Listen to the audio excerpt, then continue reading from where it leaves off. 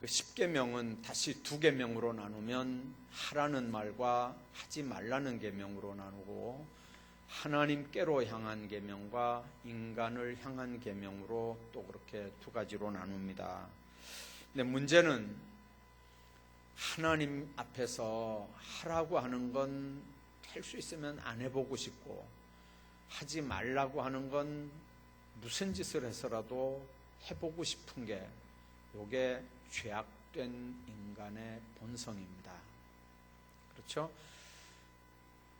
주님이 하라는 거는 어떻게 하든지 안 하고 싶고, 주님이 하지 말라는 건 하여튼간 무슨 수를 써서라도 하고 싶고, 이게 힘써도 안 되고 애써도 안 되고 울어도 못하고 힘써도 못하고.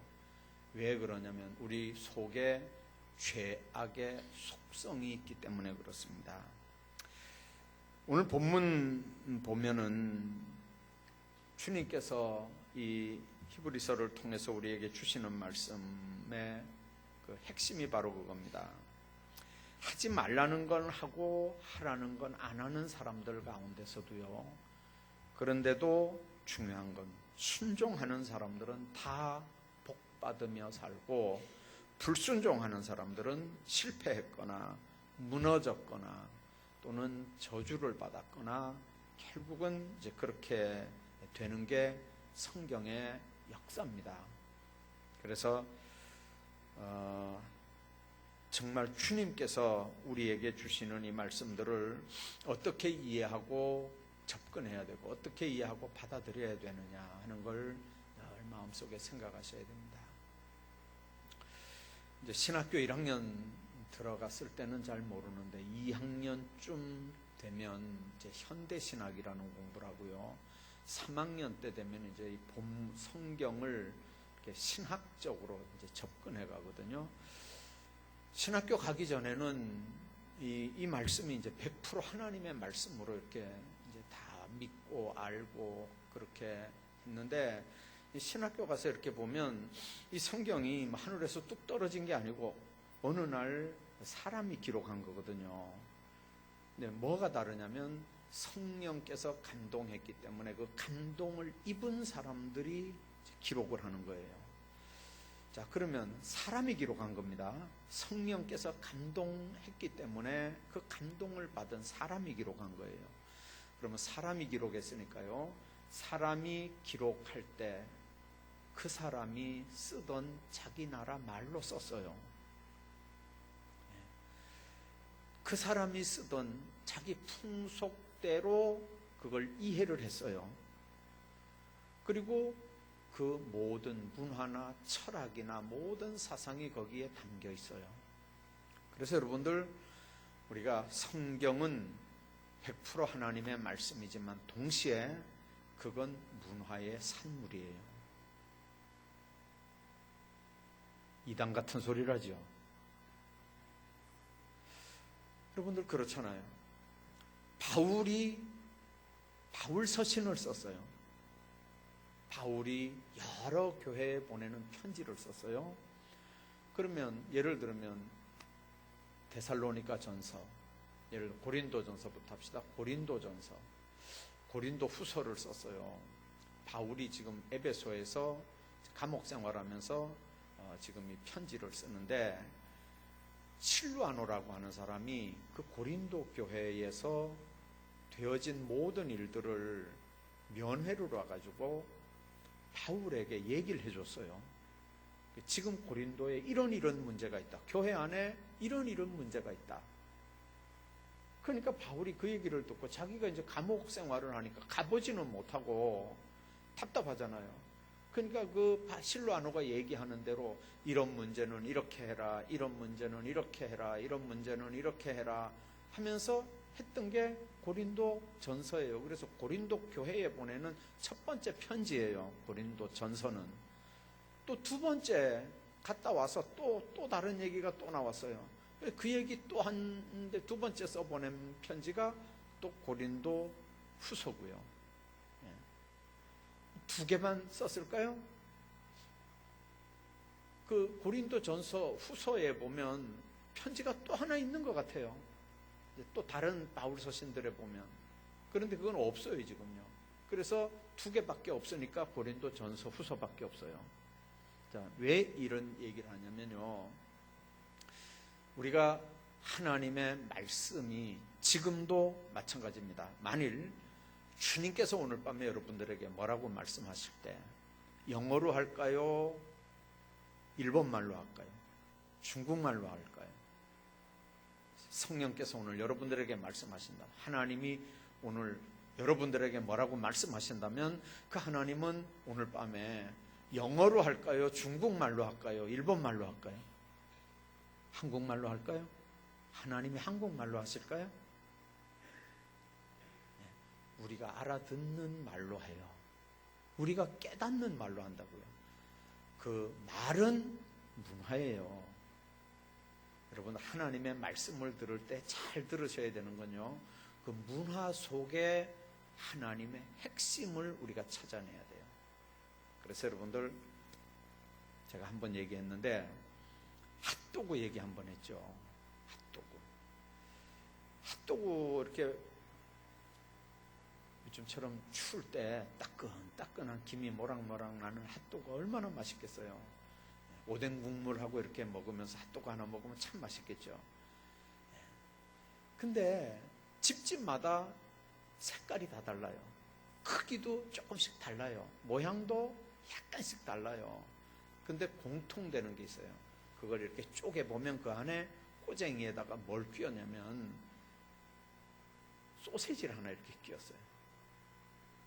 그리고 겉에다가 이렇게 밀가루 이렇게 입혀가지고 그래서 기름에다가 이렇게 튀겨내는 거예요. 여러분들, 안에 소세지, 그게 핫도그의 핵심이에요. 겉에는 모양만 이렇게 만드는 거예요. 여러분들, 우리가 지금 기억해야 되는 부분은 하나님의 말씀이라고 하는데 어떤 건 핫도그 껍데기 같은 게 있어요. 소세지 알맹이 같은 것도 있고요. 이 부분을 우리가 찾아낼 줄 알아야 돼요. 그걸 못 찾으니까 여러분들이 성경 공부를 해야 된다고요. 신학교에 가서 공부하는 게 그래서 공부하는 거예요. 제가 고등학교 때까지도 보신탕을 안 먹었어요. 고등학교 3학년 때 이제 그 신학교 간다고 작정을 하고 신학교 갈 때까지 성경을 한 10번 읽었거든요.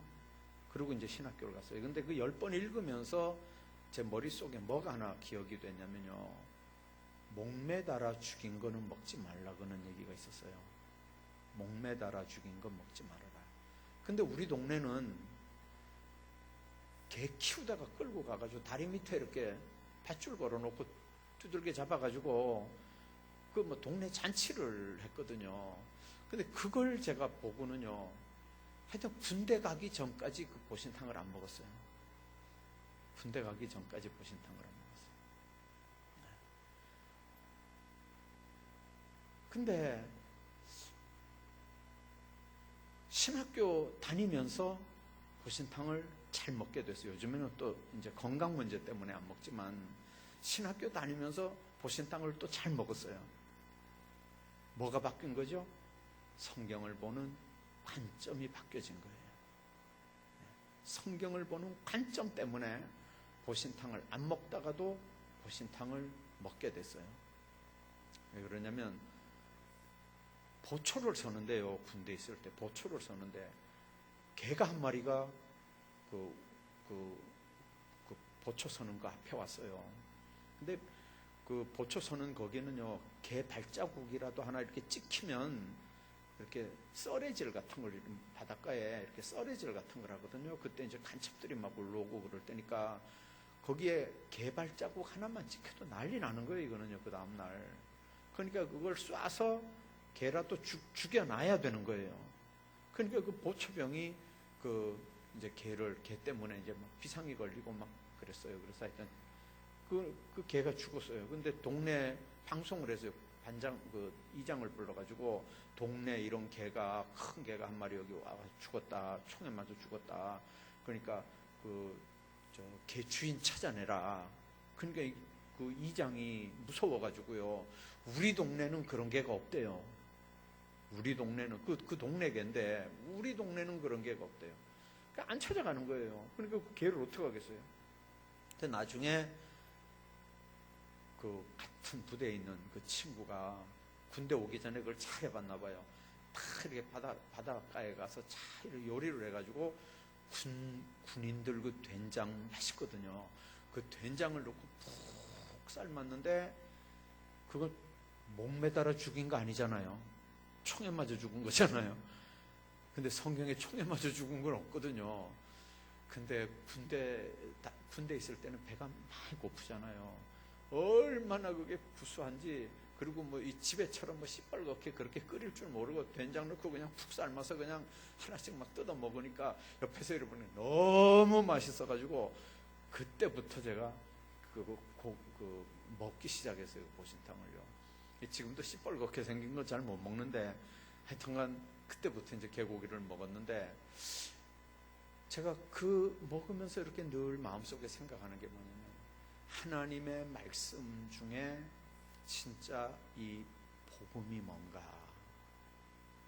물론 복음이 이렇게 전달되기 위해서는 문화라는 이렇게 포장에 쌓여서 복음이 전달되지만 우리가 받는 사람이 적어도 복음은 복음으로 받고 또 문화까지도 복음으로 받으면 안 되잖아요. 이거는요. 자, 그럴 때 이 구분을 우리가 어떻게 해야 되느냐 굉장히 중요한 거거든요. 아무리 성경 해석이 달라져도요, 아무리 성경 보는 눈이 달라져도 분명한 건요, 성경의 핵심은 예수 그리스도와 십자가의 보혈과 그걸 믿는 사람들에게 주는 천국 소망이에요. 이거는 아무리 신신학을 하는 사람도 요거는 안 틀려요. 예수 믿는 사람들이 사회적으로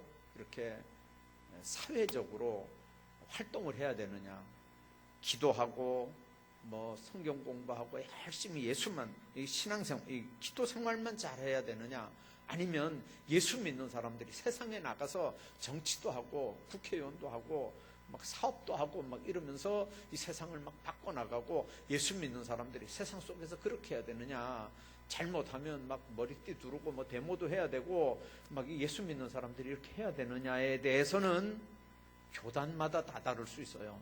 똑같은 교단인데도 목사들마다 또 다를 수도 있어요. 또 다를 수도 있어요. 우리 지금 통합측이잖아요. 우리 통합측인데 통합측 총회장이 국정교과서 국정화하는 거 있잖아요. 지금 이거 찬성한다고, 지지한다고, 우리 통합측은 그거 지지한다고 신문에다가 내놨어요. 그래가지고 그거 지지 안 하는 교인들은 또 얼마나 많겠어요. 그거 안 하는 또 지역별로 그거 안 하는 지역도 예를 들어 호남 쪽은 그거 지지할 거지만 경상도 쪽은 또 안 할 거 아니에요. 지방 떠나서 하는 사람들도 있고 안 하는 사람도 있는데 통합측 총회장이 그거 국정화 지지한다 이래가지고 신문에 이만큼 큰 대문짝만 하게 내놨어요. 그래가지고 교단 안에서 막 얼마나 시끄러웠는지 몰라요. 이제 요즘에 조금 조용해졌지만 한동안에 되게 시끄러웠어요. 그 문제 때문에. 여러분들 같은 교단 안에서도요 다를 수 있어요. 생각이 다를 수 있어요. 국정화 찬성이냐 반대냐 다를 수 있어요. 다 기도하는 사람들이고 다 예수 믿는 사람들인데 생각이 다를 수 있어요. 그게 옳으냐 그르냐 하는 거 말고 지금 그 얘기 하려고 하는 게 아니고 생각이 다를 수 있어요. 근데 예수 믿는 사람들이 다를 수 없는 게 아까 얘기한 것처럼 우리 모두는 다 죄인이다.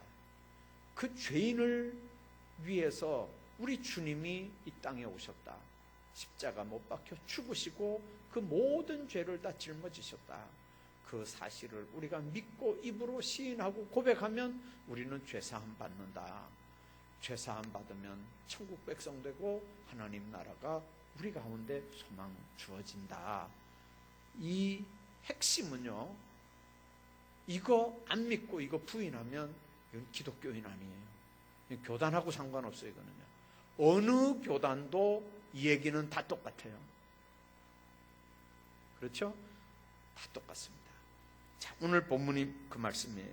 우리가 예수의 피를 힘입어 성소에 들어갈 담력을 얻었나니 그 길은 우리를 위하여 휘장 가운데로 열어놓으신 새로운 살 길이요 휘장은 그의 육체니라. 여러분들, 예수님은 새로운 살 길이요 휘장은 곧 그의 육체다. 그 길을 우리를 위해서 휘장 가운데 예수님이 열어놓으셨다 그랬어요. 그 휘장이 뭡니까? 지성소와 성소를 가로막았던 휘장이에요. 예수님이 십자가에 못 박혀 딱 죽으시는 그 순간에 휘장이 이렇게 막아놨는데 위에서부터 아래로 이렇게 쫙 찢어졌어요. 인간이 찢으면 밑에서부터 위로 찢어지겠죠. 근데 위에서부터 아래로 쫙 찢어졌어요. 그래서 지성소하고 성소를 터놨어요. 이건 뭘 의미하냐면 이 지성소는 1년에 딱 한 번 대제사장만 일주일 동안 들어가서 하나님 앞에 12지파를 위해서 회개하고 했던 그런 데를 이 칸막이를 허물어 버린 거예요. 예수님이 십자가에 못 박혀 죽으면서요. 그러니까 예수님이 그 십자가에 못 박혀 죽으심으로 이렇게 막혔던 휘장을 열어 놓으심으로 이제 일주일에 한 달에 1년에 한 번 들어가야 되는 대제사장이 대속죄일에 들어가던 그 길은 옛길이 된 거예요. 이제는 예수님이 생명의 길, 살리는 길, 새로운 길을 우리에게 허락했어요. 여기 성경에 보면 휘장은 그의 육체니라 그랬거든요. 예수님이 찢기면서 그 휘장이 찢겨지는 거예요. 하나님 쪽에서 인간에게 올 수 있고 인간 쪽에서 하나님께 갈 수 있는 그 칸막이가 예수님 죽음으로 이게 터지는 거예요. 그래서 여러분들, 주님 안에서 우리가 생각해야 되는 부분이 바로 이겁니다. 무슨 철학이 따로 있고 뭐 문화가 따로 있고 뭐 풍습이 따로 있고 뭐가 다 따로 있어도 이 모든 것들이 딱 이렇게 합쳐지는 요 부분이 뭐냐면 주님과 만날 수 있는 길이에요. 미국 사람하고 한국 사람하고 똑같이 예배 드릴 수 있잖아요. 말이 다르고 모양이 다 다른데도 하나님 앞에 예배 드릴 수 있잖아요. 물론 한 사람은 영어로 찬송하고 한 사람은 한국말로 하겠지만 또 비슷한 같은 곡으로 하는 찬송가도 공통된 것도 사실 많아요. 문제는 하나님이 한국말로 하든 뭐 영어로 하든 간에 하나님이 그 찬양을 받으신다는 거거든요. 주님 안에서 우리가 하나입니다. 옛날 이스라엘 사람들은요, 길이 3가지가 있었대요. 왕들과 왕족들만 다니는 길이 있었고요, 그리고 대상들, 큰 장사꾼들만 다니는 그 왕궁에 이제 돈 대주고 하는 그런 사람들이 다니는 그런 또 길이 있었고요. 그 다음에 오늘 얘기하려고 하는 족장들이나 뭐 이런 사람들이 다니던 그 길이 있었어요. 왕이 다니던 길, 무슨 큰 장사꾼들이 다니던 길, 족장들이 다니던 길 다 없어졌어요. 지금은 무슨 길만 있어요? 하나님께로 가는 길만 있어요. 그 길이 예수님 하시는 말씀이 내가 곧 길이라는 거죠. 내가 곧 길이다. 또 주님 하시는 말씀은 이 길 말고 다른 길로 가면 안 된다는 거예요.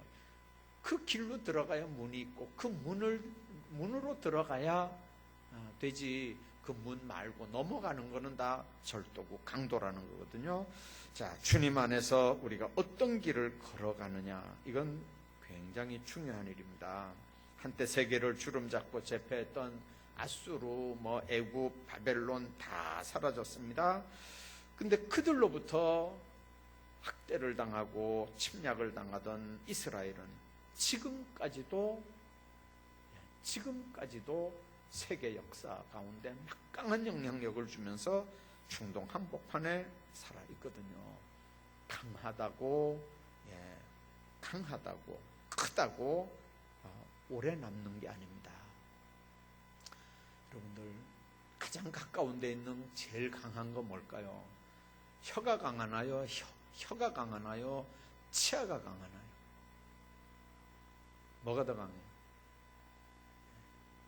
그런데 그 딱딱한, 그 탄탄한 그 치아, 여러분들 얼마 동안 쓸 수 있는 거죠? 한 70 때문에 이제 갈잖아요. 근데 90까지 써도 혀를 캐스가리 합니까? 혀를 바꿔서 쓰나요? 그 약한 혀는 안 바꿔요. 그러니까 주님 안에서 우리가 생각해야 되는 부분이 바로 그겁니다. 강하다고 강한 거 아니에요. 약해도 강할 수 있어요. 태풍이 막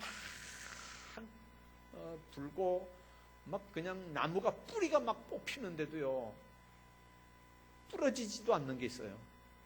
갈대. 그거는요, 나무가 뿌리가 뽑혀 나가 넘어져도 갈대는 그 약한 풀잎들은요 부러지지도 않고 그냥 꿋꿋하게 잘 있는 거예요.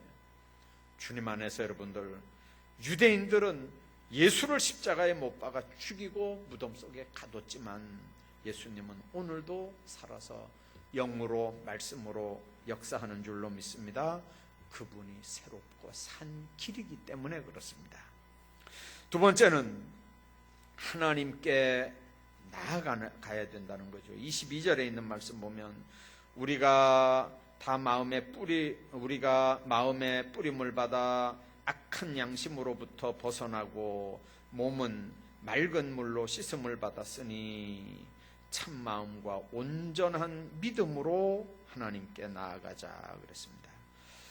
예수 믿고 구원 받았기 때문에 이제는 곁눈질하지 말고 앞만 보고 가야 되는데 의외로 우리가 섬기는 것들이 사실 많습니다. 하나님 외에 더 신경 쓰고 더 마음 뺏기고 더 의지하고 하는 그런 사람들이 참 많은 걸 우리가 봅니다. 요즘에는 좀 세월이 좀 지나갔으니까 좀 달라졌는지 모르겠는데, 제가 이렇게 모시고 계셨던 그 은퇴하신 목사님들 중에 이런 분들이 계셨어요.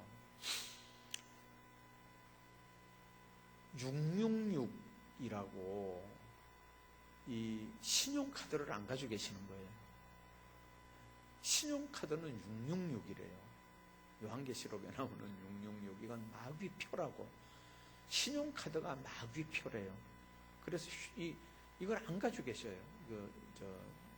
저거를, 신용카드를. 어떻게 이해를 해야 되는지 모르겠어요. 지금은 가지고 계시는지 모르겠는데, 그전에는 서울에서 김천까지 보통 3시간 걸리던 걸 지금은 1시간 한 20분 되면 오잖아요. KTX가 부산까지 저렇게 뚫혀지고요.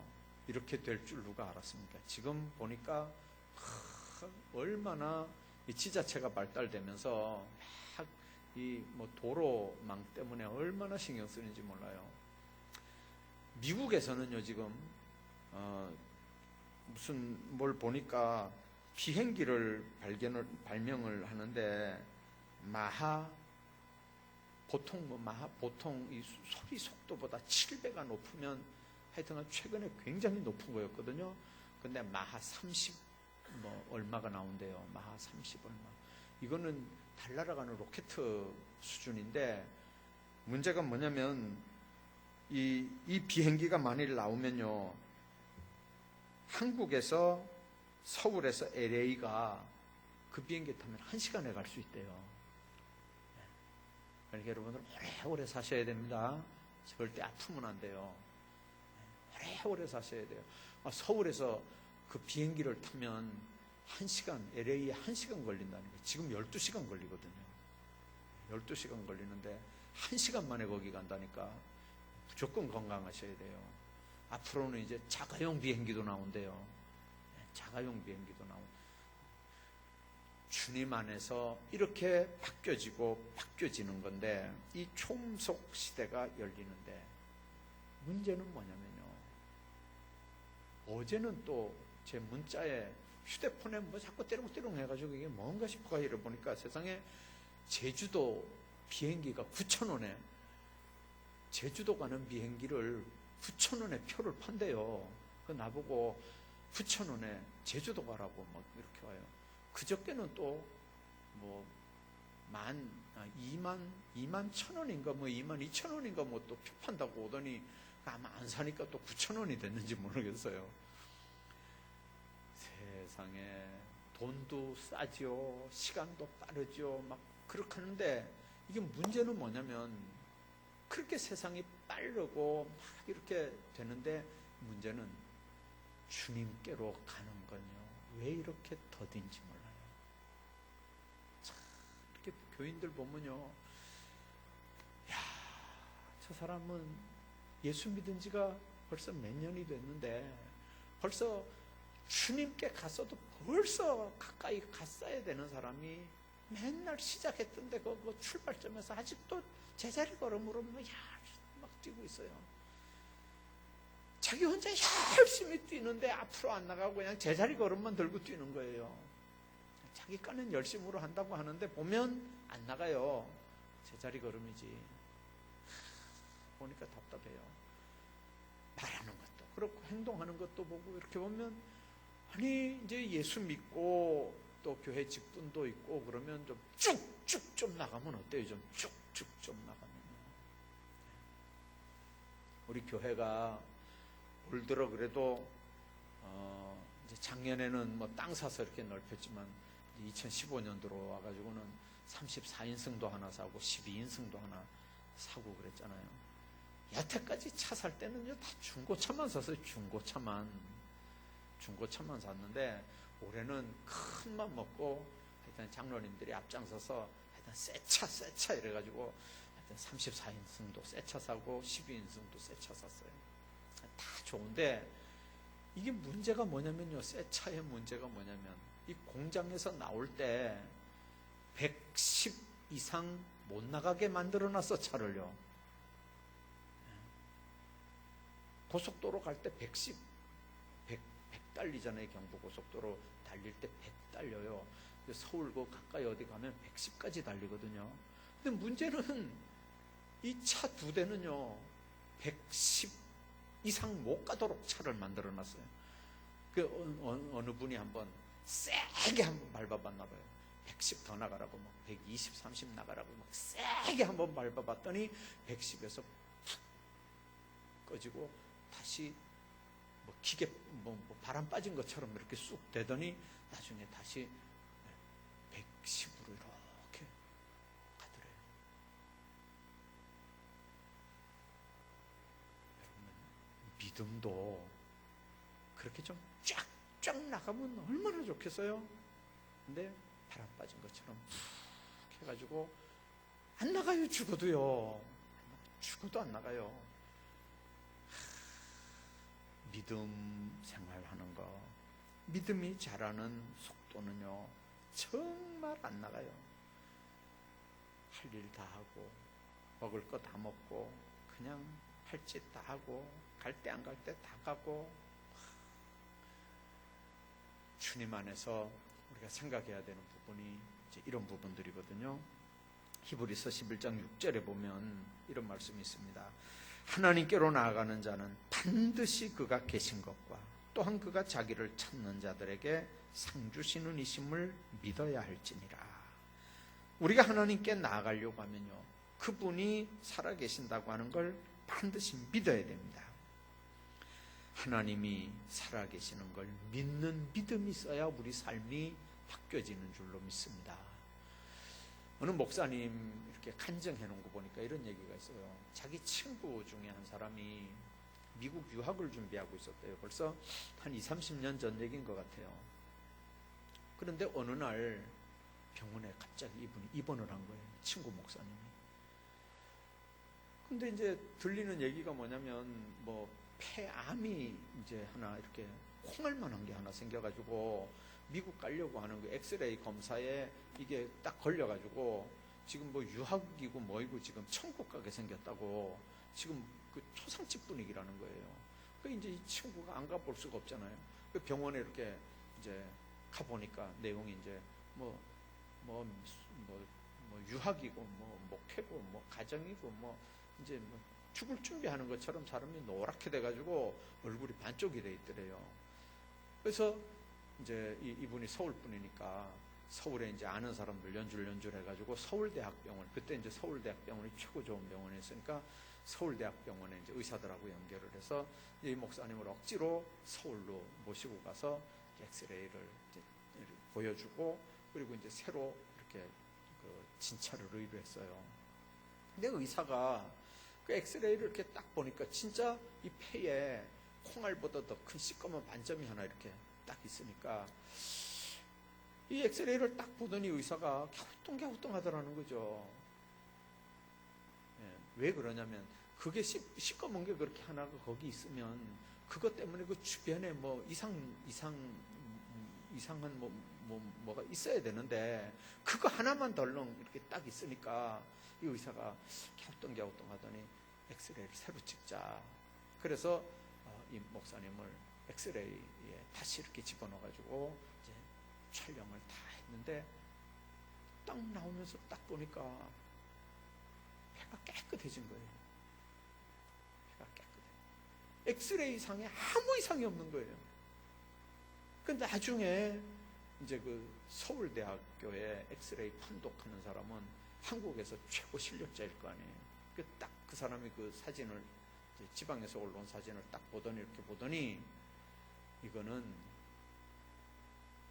여기 폐에 문제가 있는 게 아니고 이 뭐라 그래요?